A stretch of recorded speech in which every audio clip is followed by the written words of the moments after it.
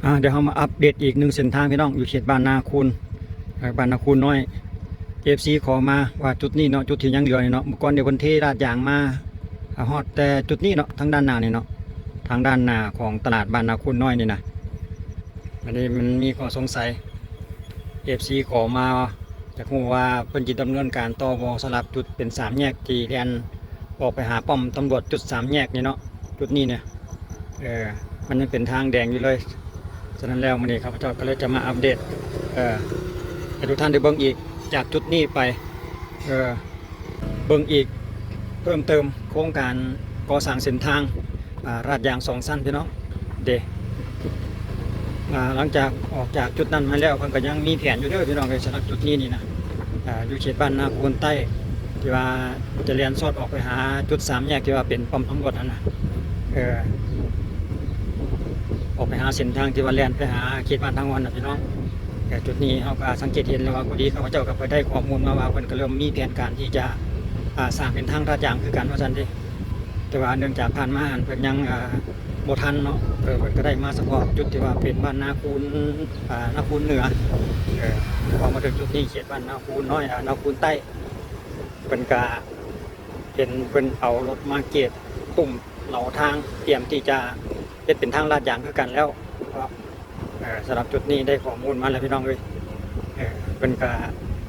บริเวณบัติเหตุแต่เท่านั้นเนาะบัติเหตุมาจนสุดหมู่บ้านเลยว่าซันเดย์กะข้าพเจ้าก็เลยมาเบิ่งด้วยตัวจริงก็สังเกตเห็นแล้วว่าเพิ่นก็เตรียมที่จะเฮ็ดแท้เนาะว่าเห็นเพิ่นเอารถมาเกตแล้วก็มาอัดลงเบสคอร์ดไปหน่อยนึงแล้วนี่สังเกตเห็นมีหินมีทรายปนกันแล้วก็คิดว่าอีกบ่โดนเพิ่นก็เตรียมที่จะมาซีดยางเตรียมที่จะลงหินนั่นเองเนาะเดี๋ยวข้าพเจ้าจะพาทุกท่านเล่นไปจนสุดจุดที่ว่าแผนการของเพิ่นที่จะเฮ็ดเป็นทางลาดยางจุดนี้อีกถ้าว่าเร็วกว่าก็จะเข้าไปในเขตวัดบ้านนาคูนน้อยเนาะนาคูนใต้นี่แหละแต่ว่าทางเส้นนี้นี่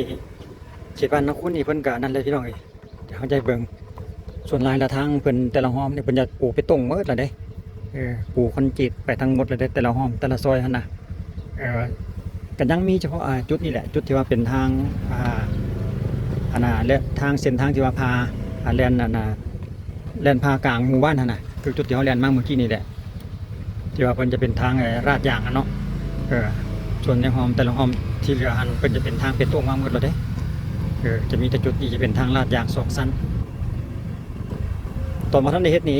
เรียนไว้บ่ได้เลยพี่น้องเต็มไปด้วยคุมสำหรับจุดนี้นี่เนาะวันนี้เพิ่นเอารถมาเกตมาอัดแล้วก็เรียบเลยแหละเรียนเรียบกิ๊บเลยต่างแต่ว่าบ่ทันได้ลาดยางซื่อๆเนาะจะเป็นทางดินแดง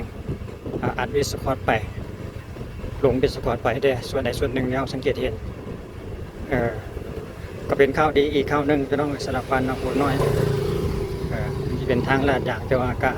กลุ่มหลายปีอยู่ดอกพี่น้องก็ยังใครกว่าทางคุมทางดินแดง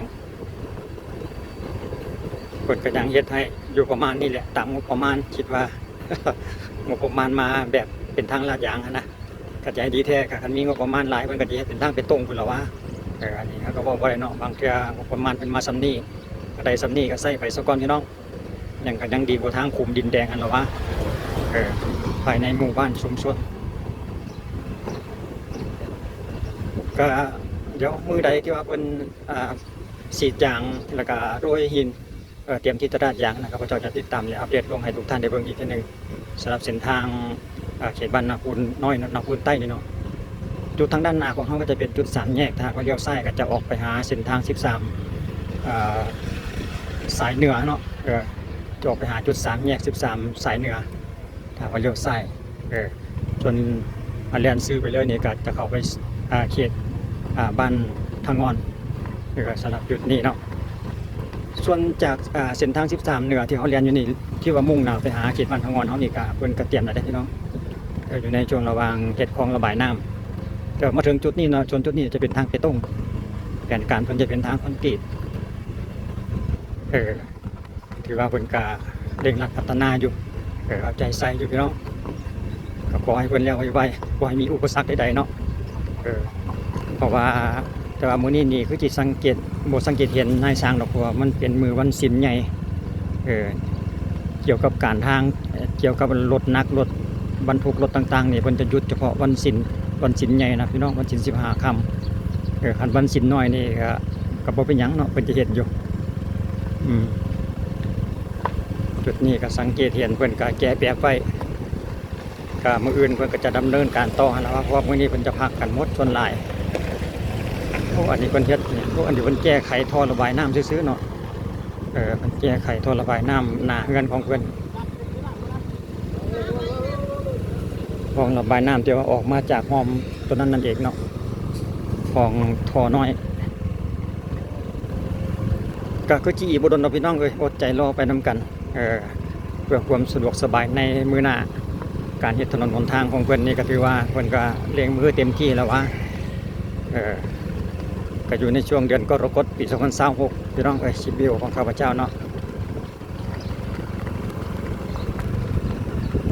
โอ้จุดนี้เห็นนายสร้างอยู่ว่าคือสิแม่น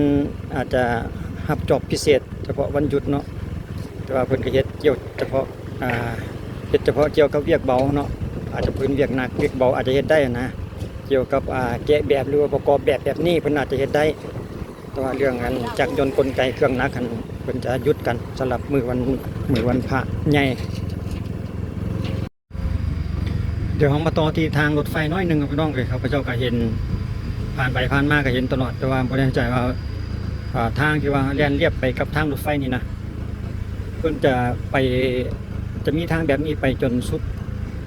เส้นทางรถไฟแต่ละเส้นบ่นะก็เห็นทางเพิ่นไปเวลาเพิ่นสร้างทางกันแล้วเนาะจะเป็นแล้วทางของทางรถไฟอยู่หั่นรถไฟลาวจีนพี่น้องเพราะว่าผ่านไปผ่านมาก็เห็นอยู่ตลอดสุดหูสุดตาเลยเป็นแล้วทางแบบนี้นี่นะคิดว่าจะยาวไปสุดกับทางรถไฟเลยหรือจังใดหั่นนะบ่แน่ใจยังสงสัยอยู่บ่เซาเด้แต่ว่าคันที่ให้เรียนตามทางรถไฟนี่ก็คือสิใช้เวลาหลายชั่วโมงแต่ที่แน่ๆก็ว่าเส้นทางจักสิยากหรือง่ายประมาณนั้นนะบางจุดที่เลี้ยวเบิ่งนี่สุดตาเลยความยาวนะเกี่ยวกับทางที่ว่าคู่ขนานกันกับทางรถไฟนี่นะคือสินำบ่ไหวละจุดนี้นี่นะเดี๋ยวเขาจะลองกลับคืนแล้วไปเบิ่งอีกจุดหนึ่งเนาะกลับไปทางด้านหลังอีกจุดหนึ่งมาฮอดนี่ก็ยังไม่เห็นป้ายอันนั้นอยู่เนาะเกี่ยวกับดินจัดสรรบ้านนาคูน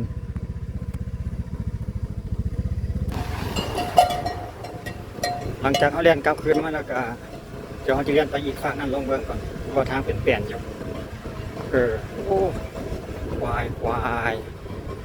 ยหลายเท่าว่ะใส่กระโหลกไว้เรียบร้อยส่วนทางตัวนี้ก็เลี้ยวซ้ายก็ไปหาบ้านนาคูนน้อยเนาะทางรถไฟลาวจีนนี่แหละเลี้ยวขวาก็ไปเขตบ้านทองงอนเฮาแต่ว่าเอาสงสัยเดี๋ยวสิเรียนไปคู่ขนานกับทางรถไฟนี่อีกจักน้อยหนึ่งก่อนเนี่ยมันสงสัยอยากมูอยากเห็นพี่น้องว่าเป็นจังใดนะทางเทไปตรงเด้อจอยอยากเก่าได้แล้วแหละ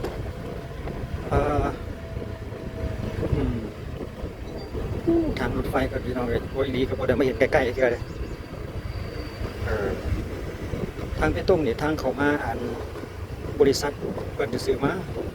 สำนักงานหรือบริษัทแต่ดึงนี่เนาะการรถไฟของเพื่อนสำนักงานการรถไฟของเพื่อนยาวเหยียดคือกันสำหรับจุดนี้นี่เป็นทางดินธรรมดาเนาะ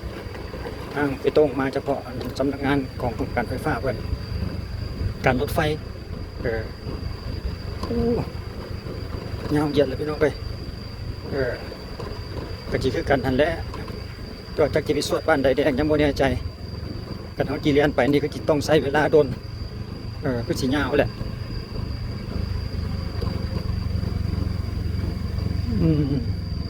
ก็เป็นผลดีเนาะครับผู้ใดที่ว่ามีดินมีเงินมีเอียนอยู่ใกล้ๆนะกับอันนี้ก็ได้พอได้เที่ยวทางไปน้ำมันนะกำลังปลูกเงินได้นี่ แต่ว่าอาจจะอ่าเสียงดังตื่นตกใจในเวลารถไฟมาเราว่าอยู่ใกล้เกินไปประมาณนั้นนะกติมีเพียงเท่านี้แหละพี่น้องเอ้ยกติผมมีข้อมูลในหรอก ผมเป็นอันไร้สาระสมบูรณ์จักเนาะอยู่ในช่วงท้ายคลิปนี่นะมาเบิ่งกันทางคู่ขนานกับทางรถไฟซื่อๆก็จะมีประมาณนี้แหละคิดว่ากลับคืนดีกว่าปิดคลิปซะพี่น้องปิดคลิปผมมีสาระหรอกทางคู่ขนานรถไฟละก็ผมบ่เข้าใจ FC ให้การติดตามและรับชมเดี๋ยวเอาไว้เจอกันในคลิปต่อไปพี่น้องเด้อว่าจะเป็นเรื่องใดหันบางเทื่อก็จิตนำเบิ่งจุดใดที่ว่ามีงานบุญสวงอีกแต่ก็จะติดตามและอัปเดตเอาบรรยากาศในงานบุญสวงมาให้เบิ่งช่วงนี้จะเริ่มเข้าช่วงบุญสวงเนี่ยเด้เพิ่นจะจัดส่วนหลายก็จะจัดอาทิตย์ละเทื่อเนาะบ่เขตใดบ่บ้านใดก็บ้านหนึงประมาณนั้นนะเกี่ยวกับงานบุญบุญสวงบุญสวงของปี2026แต่ว่าอาทิตย์สิมานี่คิดว่าน่าจะเป็นบ้านโพนข้อเขตหาดแจ้งนะพี่น้องเดี๋ยวคอยติดตามกับเจ้าจะไปเอาบรรยากาศภายในงานบุญสวงให้ทุกท่านได้เบิ่งอีกทีนึงในช่วงวันเสาร์หรือวันอาทิตย์นี่แหละวันอาทิตย์นี่แหละที่ฮอดนี่แต่ละอาทิตย์ทุกอาทิตย์จะมีทุกทิศแล้วต่อไปนี่นะเกี่ยวกับงานบุญสวงขอบใจอีกทีนึงคอยเจอกันในคลิปต่อไปพี่น้องสำหรับคลิปนี้ขอบใจสบายดี